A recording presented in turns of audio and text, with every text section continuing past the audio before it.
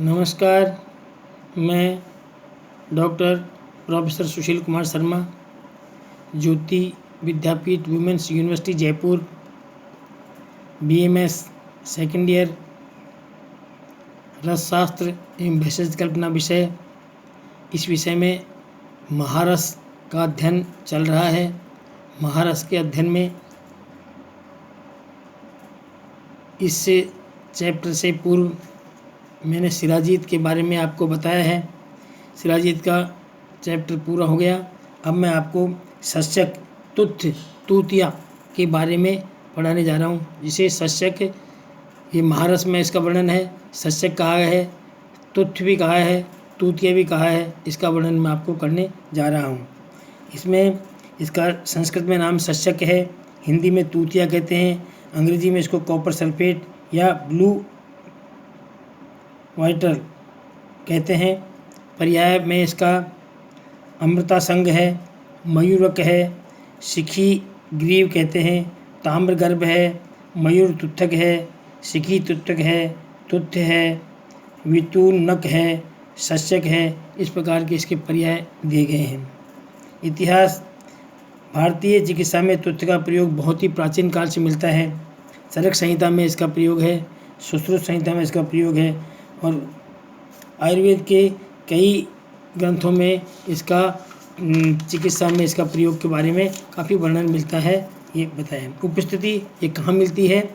ये तुथ्य प्राकृतिक और कृत्रिम दोनों अवस्थाओं में, यानी प्राकृतिक यानी प्रकृति से प्राप्त होती है और कृत्रिम प्रयोगशाला में भी ये बनाई जाती है। दोनों प्रकार से प्राप्त होती है तुथ्य। ये अवस्थाओं में पाया जाने वाला है। प्राकृतिक खानों से प्राप्त होता है और कृत्रिम प्रयोगशालाओं में से प्राप्त होता है। दोनों प्रकार से होता है। खनिज का प्रकार। शास्त्रों में सस्यक का लक्षण बताया गया है जो वर्तमान तुथ्य में नहीं मिलता, किंतु सस्यक का वर्ण नीला, हरा, लाल तीन मिश्रित वर्णों में बताया गया है, यथा मयूरकंठ सदृश। मयूरकंठ का जैसे होता है वैसे सदृश बताया गया है। आजकल ताम्र का एक प्रकार, एक विशेष खनिज मिलता है जिसे पिकॉक और कहते हैं। उसमें ताम्र, लौह और गंधक तीनों का मिश्रण मिलता है, किंतु सस्यक खनिज दुर्लभ होने से तुथ्य को ही सस्यक मानने की परंपरा चल पड़ी है। तो तुथ्य को ही सस्यक माना गया है। दोनों ताम्र के ही उपधातु है। पिकाक शब्द का अर्थ मयूरकंठ या मयूरपुच्छ सदृश खनिज है। शास्त्रों में भी कहा गया है सस्यक स्वाभाविक है और तुथ्य कृत्रिम है। एक के अभाव में दूसरे का प्रयोग करना चाहिए, इस प्रकार से इसका है।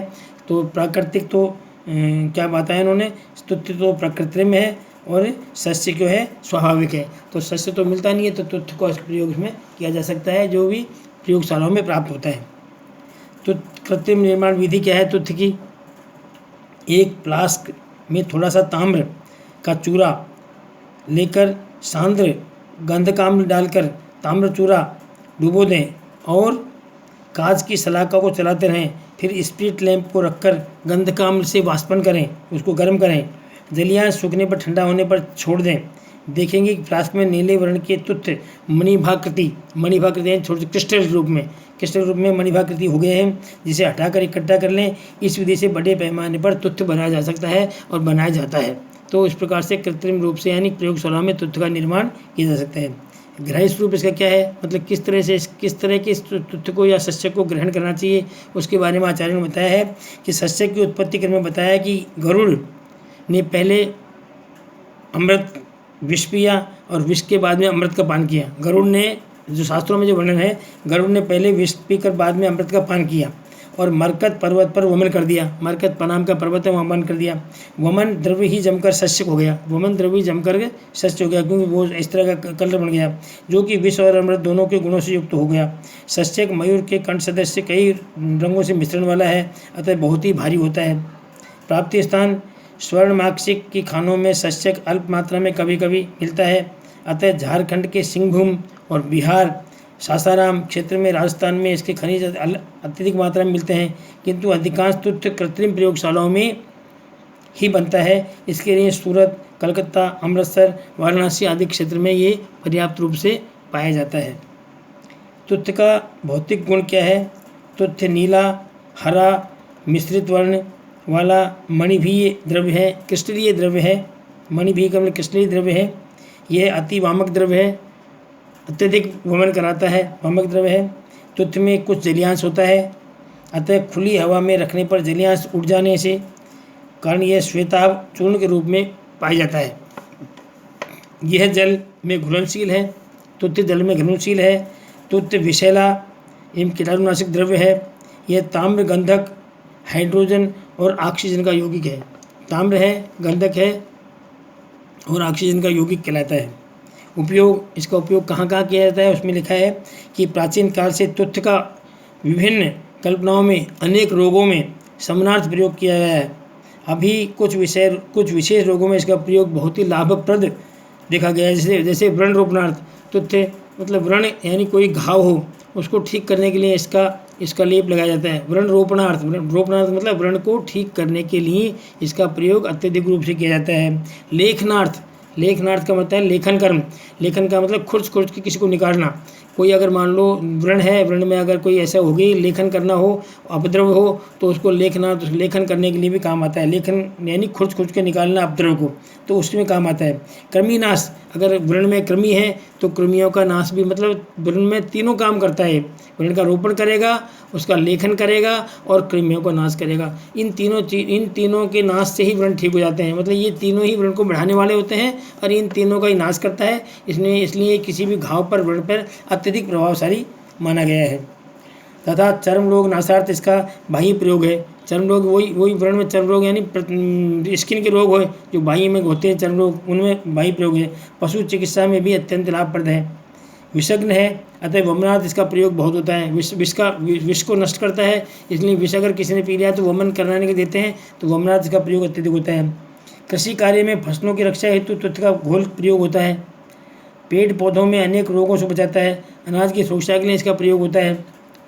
अशुद्ध तुत्थ से दोष क्या है वो बताए गए हैं कि यदि अशुद्ध तुत्थ अवस्था में वमन और भ्रम रोग को उत्पन्न करता है, मतलब इसको ले लिया जाए अशुद्ध रूप में तो भ्रम को और वमन रोग को पैदा करेगा। अतः शोधनोपरांत ही इसका प्रयोग करना चाहिए। इसलिए शोधन करने के बाद ही करना चाहिए। इसका शोधन कैसे करेंगे? तुत्थ का शोधन के बारे में बताया गया है कि पत्थर के खरल में चूर्ण कर रक्तवर्ण के क्वाथ में 7 भावना दें और पुनः स्नेह वर्ग के द्रव्यों से सिंचन से तुत्थ शुद्ध हो जाता है। मतलब इसके लिए बताया इन्होंने कि पत्थर की करल में इसको चूर्ण करके रक्त वर्ग के क्वाथ की, रक्त वर्ग की कई औषधियाँ होती है जो रक्त वर्ग की, जैसे इसमें आप कई प्रकार की औषधियाँ हैं, उन रक्त वर्ग की औषधियों को क्वाथ से 7 भावना दे, इसकी 7 भावना दे करके पुनः स्नेह वर्ग में जो आते हैं जो चिकनाई, उन वर्ग की से सिंचन करने से उनको सिंचन यानी उसको भिगोने से ये तुत्थ शुद्ध हो जाता है। दूसरा शोधन इसका आगे बताया इन्होंने कि अथवा गोमूत्र, महिषी मूत्र, गोमूत्र यानी गाय के मूत्र में, महिषी मूत्र यानी भैंस के मूत्र में, अथवा बकरी मूत्र में, अजामूत्र में, बकरी के मूत्र में पूरित दोहरा यंत्र में 3 प्रहर तक तुत्थ का स्वेदन करने से शुद्ध हो जाता है। मतलब यदि आपको तुत्थ का स्वेदन दूसरी प्रकार से करना है तो दोहरा यंत्र में गोमूत्र, महिषी मूत्र या बकरी मूत्र से इसमें 3 घंटे तक स्वेदन करें तो भी तुत्थ शुद्ध हो जाता है। अथवा तुत्थ चूर्ण को नींबू सूरज की 3 भावना दें तो भी तुत्थ शुद्ध हो जाता है। शुद्ध तुत्थ के लक्षण क्या है?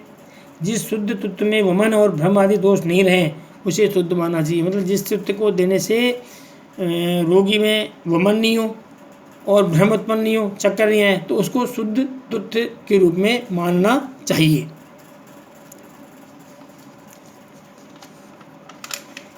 अब है तुत्थ का मारण। इसका मारण कैसे करते हैं? तुत्थ का मारण मतलब तुत्थ की भस्म का निर्माण किस तरह करेंगे, उसमें है शुद्ध तुत्थ लें, कितना? 100 ग्राम, शुद्ध गंधक 100 ग्राम, टंकण 100 ग्राम, लकुच का सुरुष यथावश्यक, लकुच एक औषधि होती है, उसका सुरुष यथावश्यक जितनी आवश्यकता हो उसको उसमें ग्रहण करना चाहिए। इस प्रकार लेकर के इसका मारण यानी भस्म बनाना चाहिए। भस्म की विधि बताई है कि सभी द्रव्यों को एक साथ खरल करके मर्दन करके लकुच के स्वरस की भावना दें। लकुच यानी औषधि है, उसके स्वरस की भावना दें। चक्रिकाएँ बनाएं, चक्रिकाएँ यानी टिकिया बनाएं, चक्रिकाएँ गोल गोल चक्रियाँ बनाएं, टिकिया बना लें, उसको छाया में सुखा लें, सराव संपुट करें और कुक्कुट पुट में उसका पाक करें। कुक्कुट पुट होता है उसमें उसका पाक करें।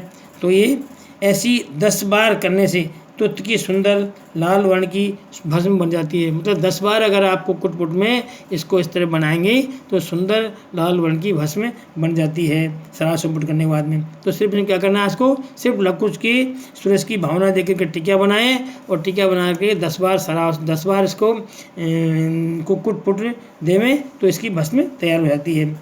इसे अमृतीकरण करके प्रयोग में लावें।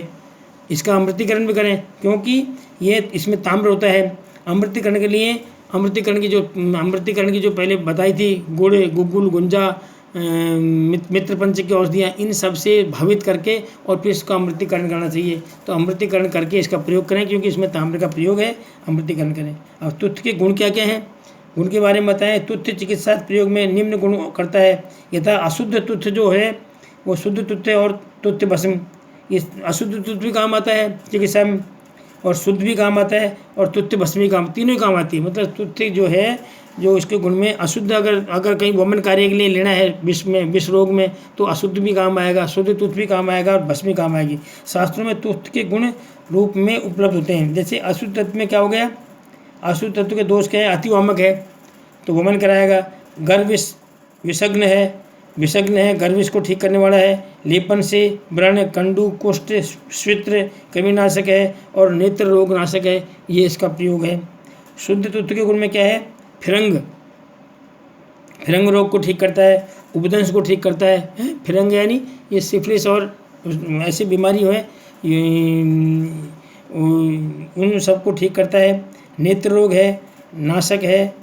कुष्ठ एवं त्वक नाशक है, व्रणनाशक है, विषग्न है, कृमिनाशक है और वामक है। इस प्रकार से ये शुद्ध तुत्थ के गुण बताए गए हैं कि कुल मिला के सिफिलिस है, जो यौन रोग होते हैं पुरुषों में, उन रोगों में ये अत्यंत कार्यकारी औषधि है, उसमें इसका प्रयोग करना चाहिए। तुत्थ भस्म के गुण क्या है, ये लेखन है, भेदन है, रसायन है, बल्य है और चक्षुष्य है। इसका मतलब है लेखन करने का काम ये व्रण का लेखन करती है। व्रण में अगर कोई घाव में कोई उपद्रव बढ़े हुए हैं, कुछ मांस बढ़ा हुआ है या कुछ त्वचा अधिक बढ़ी हुई है तो उसका लेखन करके उसको साफ करके हटा देती है। भेदन का मतलब है कोई फुराफुंसी हो रहा है, व्रण है तो उसको भेदन का मतलब उसको फोड़ना, उसको पक्का करके उसको फोड़ना, वो भेदन काम है। तो उसका भेदन का काम भी ये करता है। रसायन का काम करता है। बल्य शरीर के शक्ति प्रदान करता है और चक्षुष यानी आँखों के लिए हितकारी है। इसके अलावा प्रमेह, मेदोरोग, कृमि, कुष्ठ, शूल, स्वित्र लिकोडर्मा स्वित्र को ठीक करता है। अम्ल पित्त, एसिडिटी, हृदरोग, हृदय की बीमारियाँ, अर्शनाशक, पायल्स को ठीक करता है। तुत्थ भस्म मांसपेशी संकोचक एवं नाड़ियों को बल देता है। ये मांसपेशियों का संकोचक है और समस्त नाड़ी तंत्र है उसको ये बल देता है। त्वक दोष नाशक है एवं रुचिकर है। रुचिकर मतलब आपको हर एक चीज़ में रुचि पैदा करेगा, अन्न में रुचि पैदा करेगा, औषधि में रुचि पैदा करेगा, हर प्रकार की रुचि देगा, तो रुचिकर इसको कहा गया है। इसका सत्वपातन की जो विधि बताई है उसमें है तुत्थ, शुद्ध तुत्थ 1 भाग, टंकन 1/4 भाग, दोनों को अच्छी तरह मिलाकर एक मूसा में रखें। मतलब हमेशा सत्वपातन मूसा में करते हैं। मूसा ऐसी होती है जो अग्नि में जलती नहीं है और तीव्र अग्नि को सहन कर लेती है, ऐसी है। तो उस मूसा में रख करके तेल से मूसा भरकर एक दिन छोड़ दें, दूसरे दिन दृढ़ाग्नि द्वारा दहन करें। इसमें इंद्रगोप के रंग की लाल वर्ण की तथा ताम्र धातु जैसा सत्व इसका निकलता है, उसको उसमें प्राप्त कर लें। अथवा दूसरा तरीका है शुद्ध तुत्थ 1 भाग, टंकन 4 भाग, 1/4 भाग को मिलाकर नींबू स्वरस की भावना देकर गोला बना लें और पूर्वक विधि से सत्वापन कर लें तो तुत्थ का सत्य निकल जाता है, उसका प्रयोग करें। तुत्थ में विकार क्या है, अशुद्ध तुत्थ के सेवन करने से वमन और भ्रम पैदा होता है, इसलिए इसको शोधन करने के बाद ही प्रयोग करें।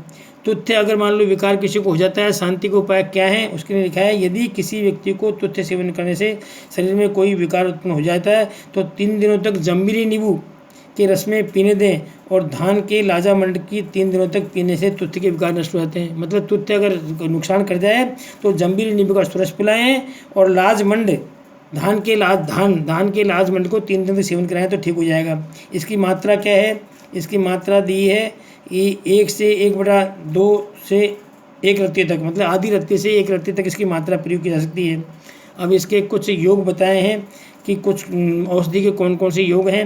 उसमें अग्नि कुमार लोह रस बताया है, कनक सुंदर रस बताया है, जात्यादि घृत बताया है व्रणों के लिए, जात्यादि तीर बताया है, त्रिलोक चिंतामणि रस बताया है, प्राण वल्लभ रस बताया है, महाज्वरांकुश रस बताया है, रत्नगर्भ पोटली रस बताया है, रसेंद्र गुटिका बताई है, वडवान रस बताया गया है, जो शीत भंजी रस बताया गया है जो शीत पत्ती के लिए काम आता है, श्लेष्म काला रस बताया गया है। इस प्रकार से कई ऐसी औषधियाँ हैं जो व्रण रोपण के काम में आती है और अत्यधिक बीमारियों में काम आती है। उन सब तरह की दवाएं औषधियाँ इसमें प्राप्त होती है।